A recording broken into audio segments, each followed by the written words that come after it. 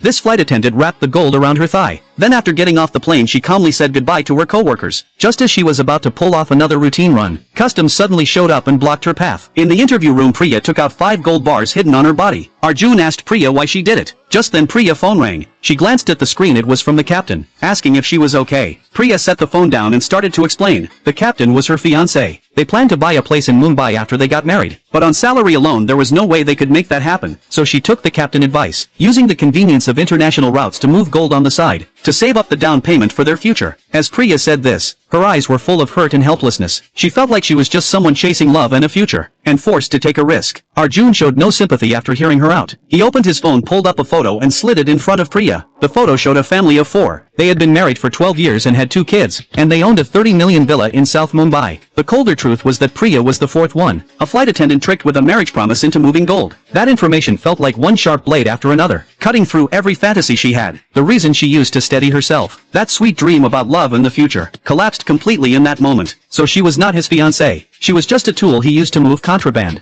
a pawn he could drop any time. Arjun comforted her, saying everyone gets lied to in life. Priya cried for a long time until her tears ran dry. Then she wiped her face, lifted her head and looked at Arjun. Her eyes had shifted from the fear and hurt at the start, to a hollow numbness. In a raspy voice she asked, "What happens now?" Arjun offered a deal: keep doing what you have been doing, and help him catch that jerk. Priya did not hesitate and agreed right away. A few days later Priya flew to Bangkok. Following the captain instructions she checked into a downtown hotel. The captain came to her room and took out the gold bars. He told Priya to make sure she hid them well. Priya took the bars and put on a sweet smile. She told the captain she would be careful. Satisfied, the captain nodded and left the room. The moment the door closed, the smile on Priya's face vanished, replaced by a cold calm. She looked at the gold in her hands, and thought of the photo she saw in the interview room, the captain, wife and kids, and the other girls whose lives he had wrecked. She told herself, this creep would soon pay for what he had done. 3 days later the captain walked into Mumbai International Airport with a pilot suitcase, looking cool and collected. But when he reached the staff-only corridor, Arjun suddenly stopped him. The captain froze for a second and asked what was going on. Customs asked him to cooperate with an inspection. The captain tried to play the seniority card, stressing he was a veteran pilot, and had used this corridor for 10 years without ever being stopped. Arjun insisted on opening the suitcase. As he opened it, the captain complained that a pilot life was boring, saying it was only clothes and toiletries inside. But when Arjun lifted the false bottom compartment, a golden gleam flashed in front of everyone. 5 100-gram gold bars lay quietly in the hidden layer. The captain's face turned pale in an instant. He started insisting it was not his and tried to explain himself, saying someone must have set him up. But every excuse was useless. The gold was in his suitcase. That was a fact nobody could argue with. The captain turned and saw Priya and understood everything. It was all Priya's handiwork.